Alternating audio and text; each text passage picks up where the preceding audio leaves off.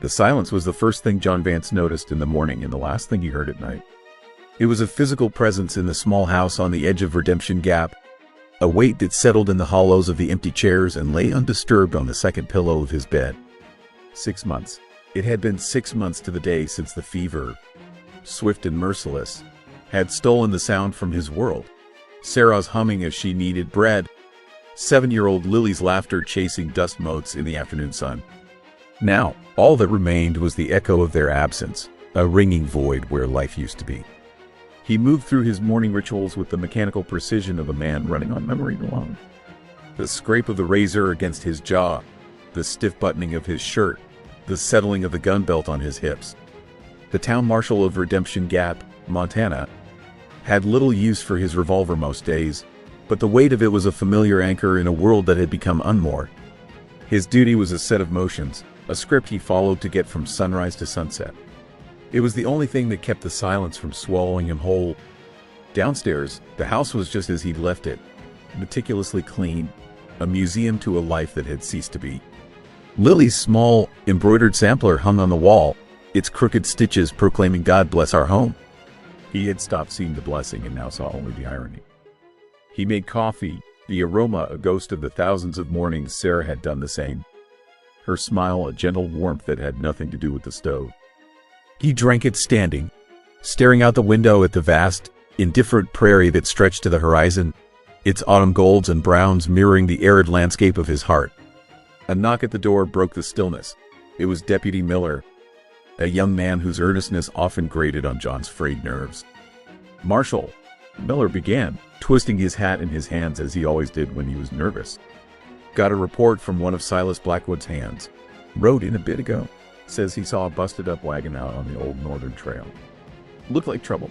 The old Northern Trail was a remote, seldom-used track that skirted the edge of the foothills, bordering the vast territory Blackwood was steadily claiming for his cattle empire.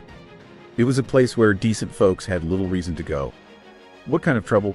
John asked, his voice flat, devoid of the curiosity it once would have held. He didn't stick around to find out. Said it looked like it might have been a raid. He thought he saw bodies. "Marshal?" John felt nothing. No surge of alarm, no jolt of professional duty. Just a dull, weary resignation. It was another task to be performed. Another line in the script. "All right, I'll ride out. You want me to come with?" Miller asked, eager to be of use. "No, you stay here. Mind the town." John didn't want the company. He preferred the silence of the prairie, a silence that matched his own. The ride-out was a familiar meditation on emptiness. The creak of saddle leather, the rhythmic plod of his horse, Old Joe, the whisper of the wind through the tall, dry grass. He passed the turnoff to the small cemetery on the hill, resolutely keeping his eyes forward. He wouldn't allow himself to look, to remember the 2 fresh mounds of earth, one large, one heartbreakingly small. The landscape was stark and beautiful, the sky a vast, empty blue. It was the kind of sky Sarah had loved, the kind that had drawn them west to Montana in search of a new beginning. She had seen freedom in its endless expanse. Now, John saw only a void. He found the wagon 2 hours later, just as the ranch hand had described. It was a simple traveler's wagon, one wheel shattered as if it had hit a rock at high speed, its canvas cover torn and flapping in the relentless wind like a wounded bird. The scene told a story of sudden, brutal violence. 2 horses lay dead in their harnesses, their bodies already beginning to swell. A man and a woman were sprawled on the ground nearby. John dismounted, his movements slow and deliberate, his professional gaze taking in the details his heart refused to feel. They were Native American, a family by the look of their modest belongings. The man had been struck down from behind, a single, devastating blow. The woman, he averted his eyes from her vacant stare, from the pattern of her beaded dress that was so like one Sarah had once admired at the trading post. There were no arrows, no signs of a traditional raid, just the brutal efficiency of killers who wanted no witnesses. He circled the area, his eyes scanning for tracks, for any clue as to who had done this. But recent rains had washed the ground clean, leaving only the grim tableau. He concluded his survey, ready to ride back and report that there were no survivors. It was just another tragedy in a land that was rife with them. As he turned to go, a flicker of movement in the tall grass near the wagon caught his eye. It was nothing, likely just the wind playing tricks on his tired mind. But something made him pause. He drew his revolver, the weight of it a familiar, cold comfort in his hand, and moved cautiously toward the spot. He parted the dry grass with the barrel of his gun. And there, huddled in a small depression in the earth, was a child. A little girl, no older than 6, with wide, terrified eyes and tangled black hair that fell across a face smudged with dirt and tears. She was clutching a small, intricately carved wooden bird to her chest, her knuckles white. She didn't cry, didn't scream. She just stared at him, a silent, frozen statue of fear. John's breath caught in his throat. For a dizzying second, the world tilted, and it wasn't a stranger's child looking back at him, but Lily. The same dark hair, the same wide, innocent eyes that held a universe of unspoken thoughts. The illusion shattered as quickly as it came, leaving an ache so profound it nearly buckled his knees. He holstered his revolver, his hand trembling slightly. He knelt, slowly, so as not to frighten her further. "It's all right," he said, his voice rough and strange in the vast quiet. "I'm not going to hurt you." The girl didn't move, didn't blink. Her silence was absolute, a void as deep and empty as the one in his own soul. He didn't know what to do. He was a marshal, a man who dealt with drunks and thieves, not traumatized children. He should take her back, hand her over to Dr. Thorne, let the territorial authorities decide her fate. But he couldn't leave her here, along with the bodies of her parents under the vast, uncaring sky. He held out his hand, his palm open and unthreatening. "Come on, child," he said softly. "Let's get you somewhere safe." She didn't take his hand. Her gaze remained locked on his, searching, weighing. After a long moment, however, she took a single, hesitant step out of the tall grass.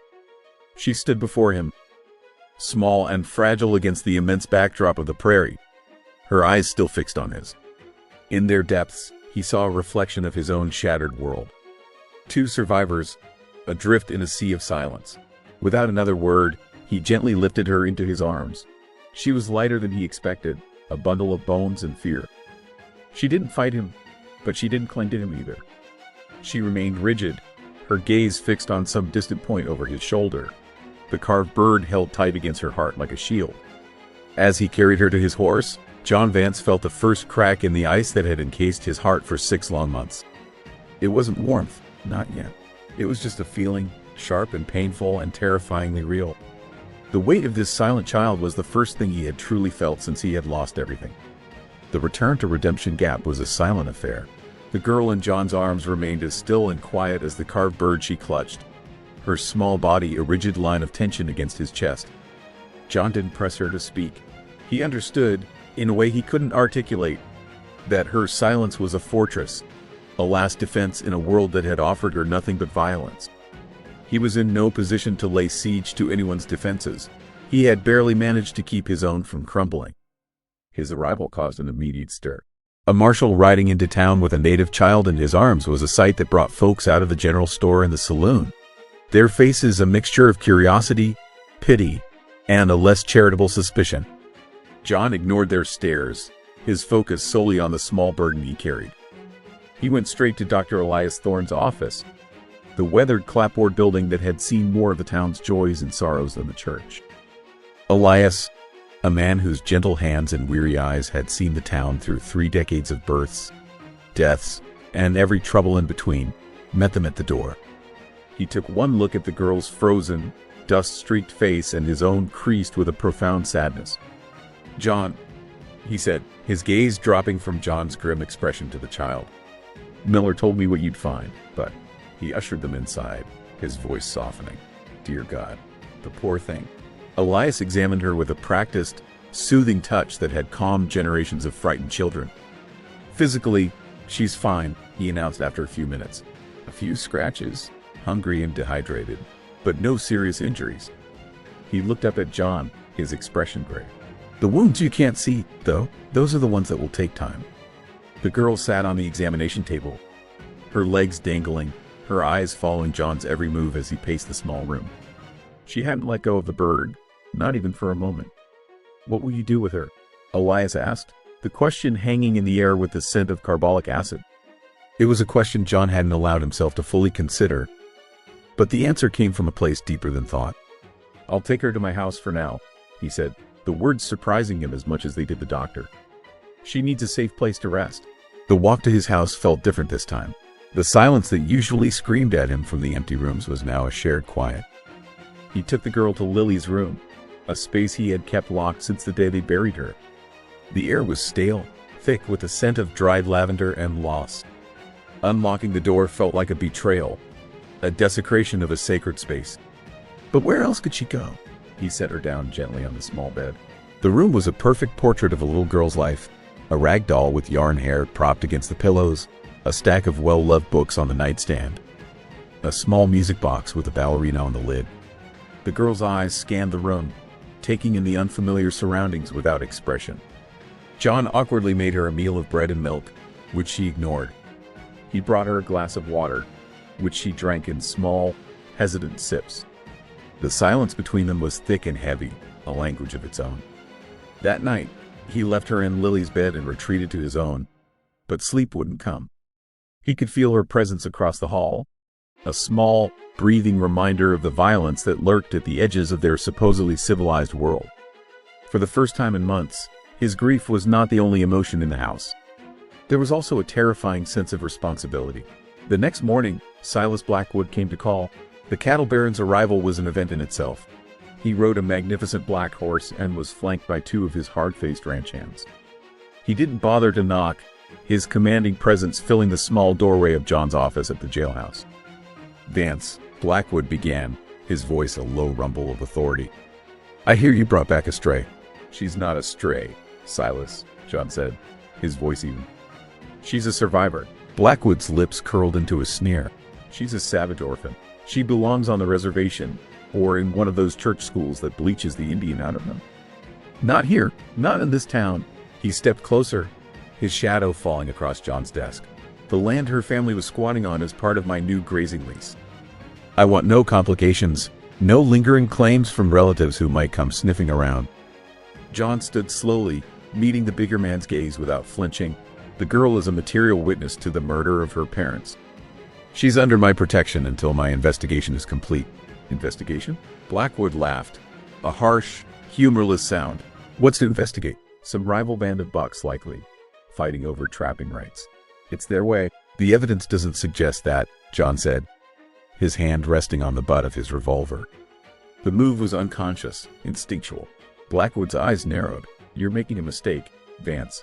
The good people of this town won't stand for you harboring a savage in their midst, especially not in the house where your own sweet Lily." He let the sentence hang in the air, a deliberate, cruel twist of the knife. A cold rage, an emotion John hadn't felt in months, rose in his chest. It was a clean, clarifying fire. "Get out of my office, Silas." For a tense moment, the two men locked eyes. Then, with a dismissive shrug, Blackwood turned to leave. "Have it your way," he said over his shoulder, "but don't come crying to me when the town turns on you." The confrontation left John shaken but resolute. Blackwood's threats had solidified something in him, transforming a simple act of human decency into a personal crusade. The girl wasn't just a witness anymore. She was his responsibility. When he returned to the house, he found her in Lily's room, holding the small music box. She turned it over and over in her small hands, her brow furrowed in concentration. John knelt beside her. "You turn this key," he said softly, his voice thick with memory. Lily loved this. He wound the small key, and a delicate, tinkling melody filled the room. The tiny ballerina on the lid began to spin. The girl watched, mesmerized.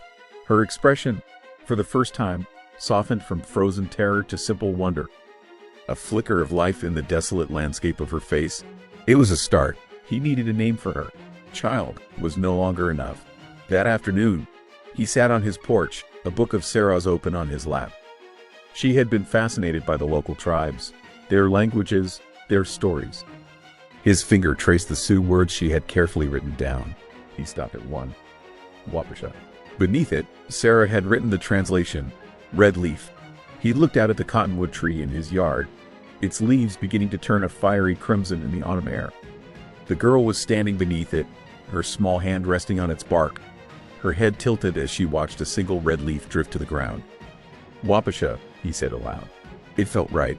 Later that evening, as he sat cleaning his revolver, the familiar ritual a comfort in his troubled mind, Wapisha approached him. She pointed to the gun, then to the door, a clear, silent question in her eyes. "He won't be back tonight," John assured her, understanding her silent query about Blackwood. "You're safe here." She looked at him for a long moment, her dark eyes searching his. Then her gaze dropped to the music box she still held. She fumbled with the key, her small fingers struggling. John reached out and gently guided her hand, helping her wind it. The tinkling melody filled the silence between them. It wasn't a conversation, not in the way of words, but it was communication nonetheless, a shared moment of fragile peace in a world that had offered them none. The music was a promise, faint but clear, that even in the most profound silence, life could find a way to make itself heard. Life with Wapisha settled into a routine born of silence and shared space. John would rise, make coffee, and find her already awake, sitting by the window in a small chair he'd brought down from Lily's room, watching the world come to life. They ate their meals without speaking, the scrape of forks on plates the only sound. Yet, the silence was different now.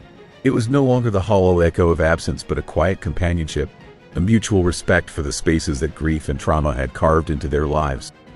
John continued his duties as marshal, but a part of his mind was always back at the house, wondering if she was all right, if she was safe. He found himself talking to her in the evenings, a low, one-sided monologue as he repaired a saddle or read the weekly paper. He told her about Sarah's love for books, about Lily's uncanny ability to find four-leaf clovers. He didn't expect a response. The telling was for him, a way to unlock the memories he had sealed away, to let them breathe in the presence of someone who understood loss without needing words. Wapisha, in turn, began to carve out a small space for herself in his world. She started helping Martha Gable at the general store for a few hours each day. Martha, a woman whose pragmatic exterior hid a deep well of kindness, gave her simple tasks, stacking tins of peaches into neat pyramids, sweeping the worn floorboards, sorting buttons into wooden trays. The work gave Wapisha a sense of purpose, and her quiet, diligent presence began to soften the hearts of some of the townsfolk.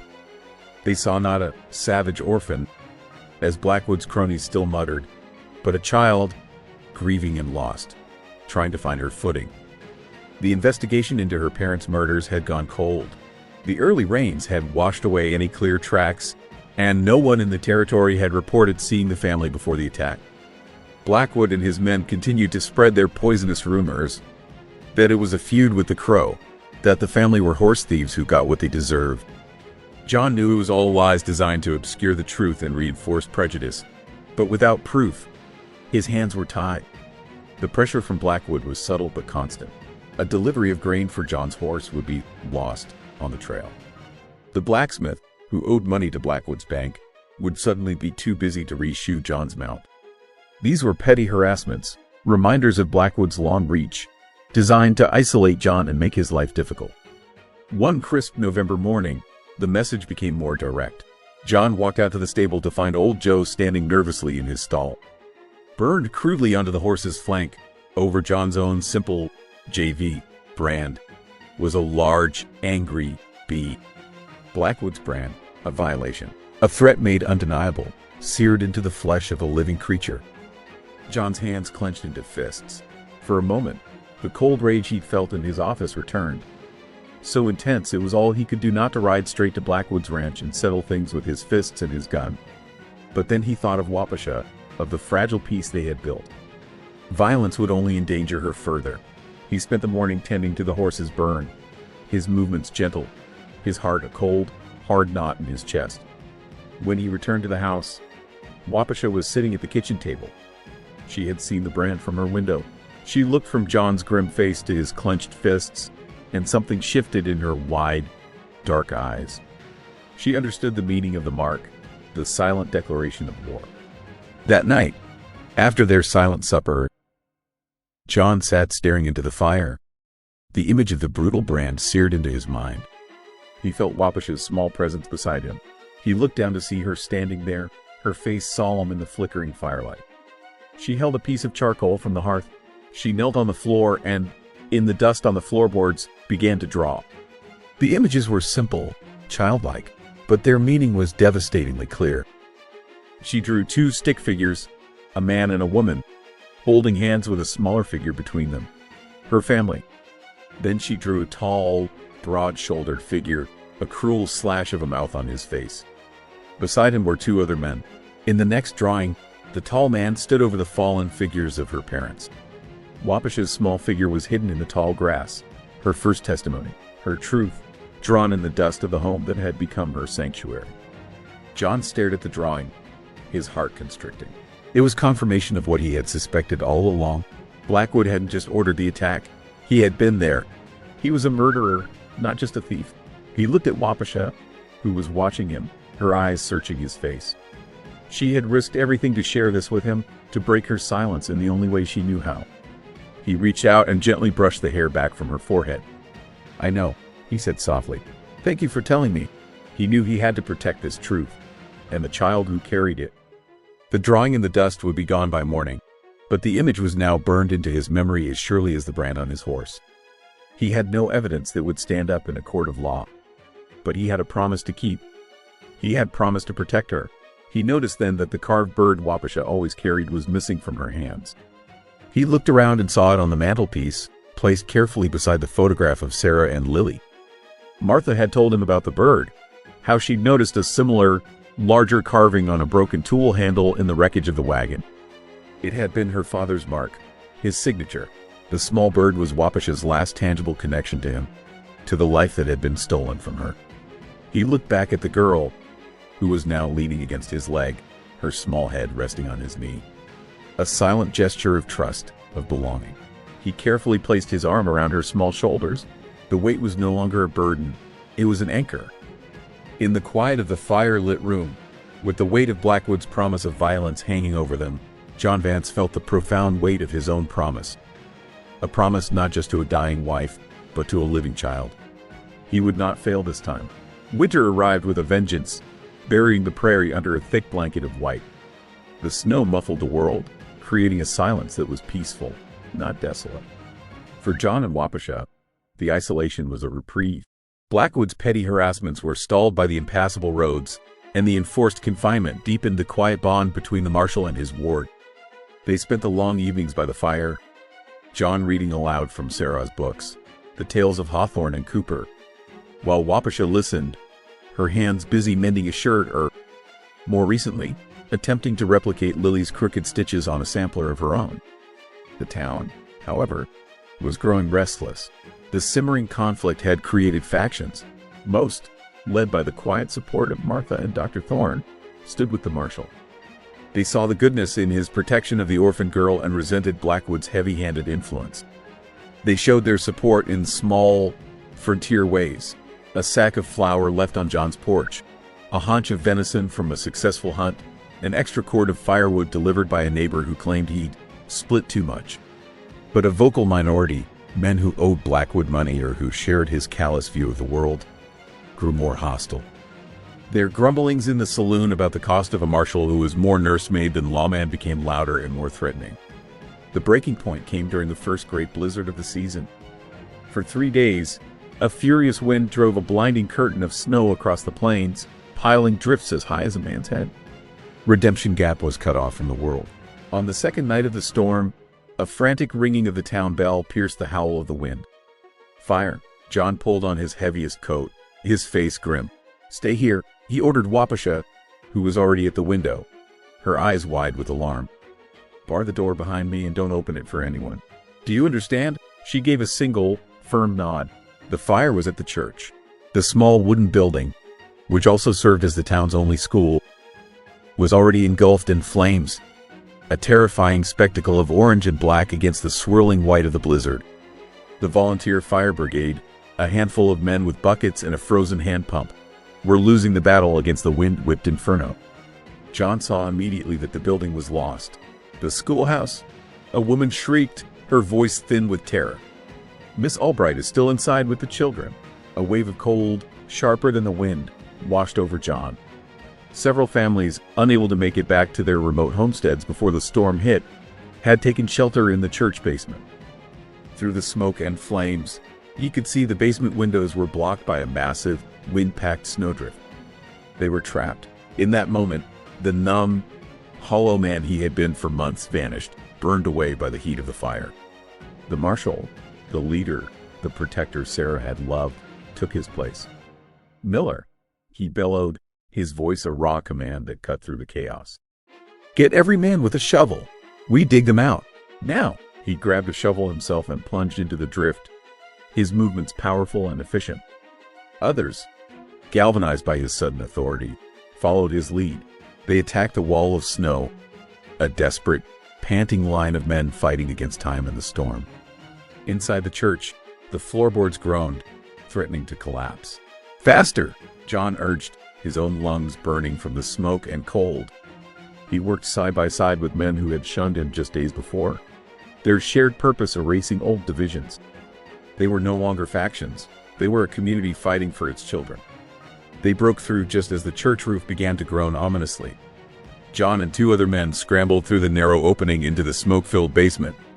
They found the schoolteacher, a young woman named Clara Albright, huddled in a corner with 5 terrified children, their faces smudged with soot, their eyes wide with fear. One by one, they passed the children out through the opening into the waiting arms of their parents. John was the last to leave, helping the trembling schoolteacher through the narrow passage just as the main floor of the church collapsed with a deafening roar, sending a shower of sparks and embers into the night sky. The survivors were rushed to Martha's store, the warmest and largest building left standing. As John entered, stamping the snow from his boots, he saw a sight that stopped him in his tracks. Wapisha was there. She must have come with Martha, who had organized the women to prepare blankets and hot coffee. But she wasn't hiding in a corner. She was moving through the small crowd of rescued children with a quiet competence that belied her years. She approached a small boy, younger than herself, who was sobbing uncontrollably, his small body shaking with cold and fear. Wapisha knelt before him. She said nothing, but her expression was one of profound empathy. After a moment, she held out the small, carved bird, her most precious possession, her last link to her father. The boy looked at the bird, his sobs subsiding into hiccups. He reached out a hesitant hand and took it. He clutched the smooth wood, his shaking slowly starting to still. Wapisha stayed with him for a moment longer, her hand resting gently on his shoulder. Then she stood and walked back to Martha's side, her hands now empty. John's heart felt as though it would crack open. This silent, wounded child, who had lost everything, had just given away the last piece of her old life to comfort someone else. She was no longer just a survivor. She was becoming a healer. The fire was eventually subdued, leaving the church a blackened, smoldering ruin against the pristine white of the newly fallen snow. As dawn broke, clear and cold, John began his investigation.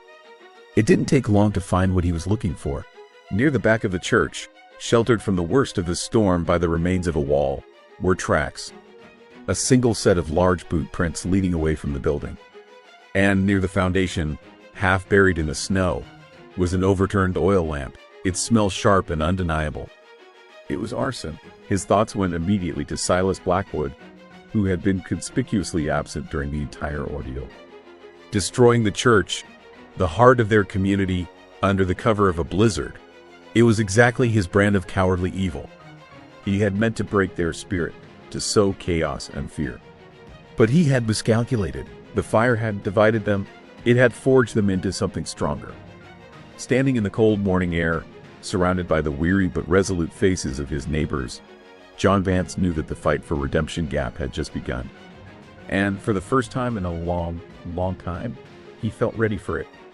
The fire became the line drawn in the snow. The town of Redemption Gap, which had been fractured by suspicion and fear, was now united by a shared sense of violation and a common enemy. The day after the blizzard, a town meeting was held in the saloon, the only space large enough to hold everyone. The air was thick with the smell of wet wool, coffee, and a simmering, collective anger. Men and women who had once looked at John with pity or distrust now looked to him for leadership. "It was arson," John announced, his voice steady and clear, carrying over the hushed crowd. "I found the lamp, and I found the tracks. Someone tried to burn down our church, with our children inside." A low growl of anger moved through the room. Silas Blackwood was nowhere to be seen last night, someone called out from the back. "He's a coward and a snake," another voice added, and a murmur of agreement followed. "He is," John agreed, his gaze sweeping across the determined faces. But suspicion isn't proof. He held up Wapish's drawing, which he had carefully transferred from the dusty floorboards to a piece of paper. This child, who some of you have called a stray, was a witness to the murder of her parents. She identified Silas Blackwood as the man who led the attack. He then recounted the story of the brand on his horse, the threats, the constant pressure. This fire, he concluded, was an attack not just on a building, but on all of us. It was an attempt to silence a witness and intimidate a community he thinks he can control. The meeting solidified the town's resolve. A formal investigation was launched, and a rebuilding committee for the church was formed on the spot, with Martha Gable taking the lead. When John rode out to Blackwood's ranch later that day to question him, he didn't go alone. A dozen of the town's most respected men rode with him, a silent, determined posse that needed no official sanction. Blackwood met them on his porch, flanked by his usual rough-looking hands. He was slick and composed, denying everything with a contemptuous smile. He'd been in his study all night, he claimed, going over his books. He even produced a drifter, a man with haunted eyes and shaking hands, who confessed to starting the fire accidentally while seeking shelter. It was a flimsy story, and no one believed it. But without more evidence, Blackwood remained untouchable, hiding behind his wealth and a purchased confession. The stalemate was broken by the arrival of a stranger a week later. He rode into town on a tired horse, a man with a square jaw and weary eyes that had seen too much. He introduced himself as Federal Marshal Frank Coolidge. "I received a letter from a Dr. Elias Thorne some weeks ago," Coolidge explained to John in the privacy of his office. It spoke of murder, land grabbing, and intimidation. "Since the initial crime took place on a federal trail, it falls under my jurisdiction." The marshal's presence changed everything. His authority superseded local influence.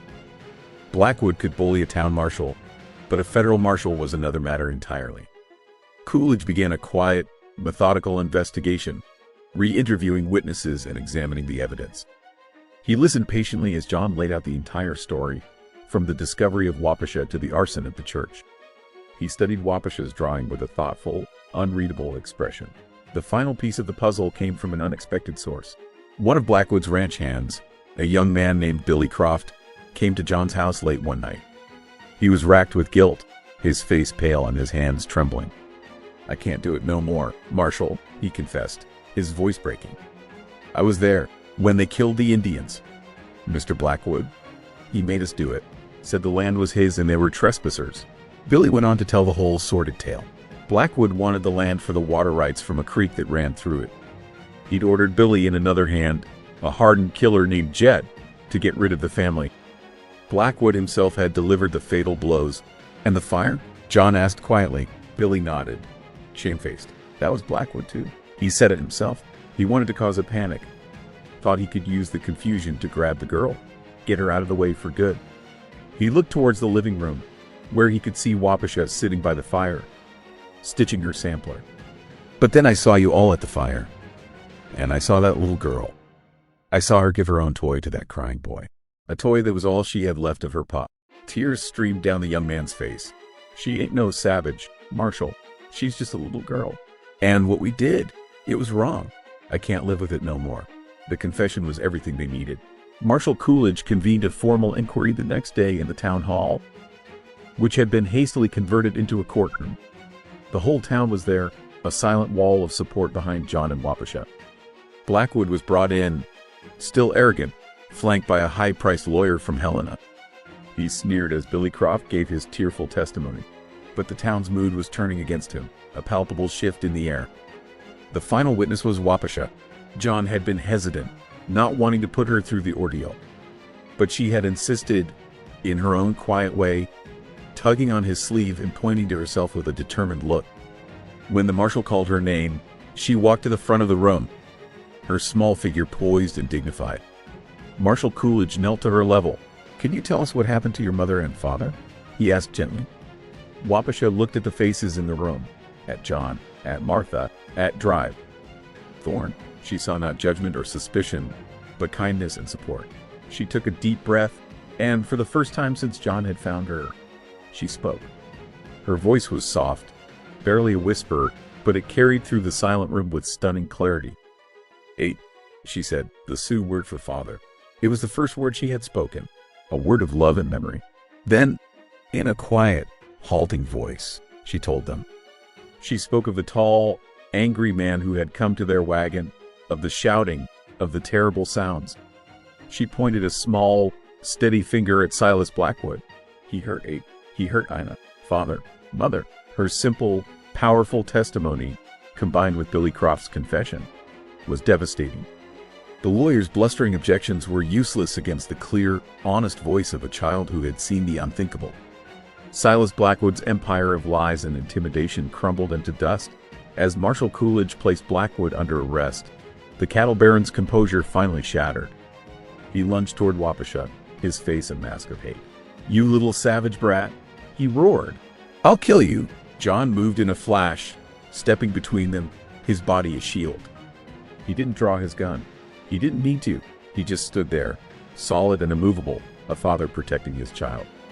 The rage in Blackwood's eyes died, replaced by the empty gaze of a defeated man. As he was led away in chains, the town hall erupted not in cheers, but in a collective sigh of relief. The darkness that had been poisoning their community had been exposed and cut out.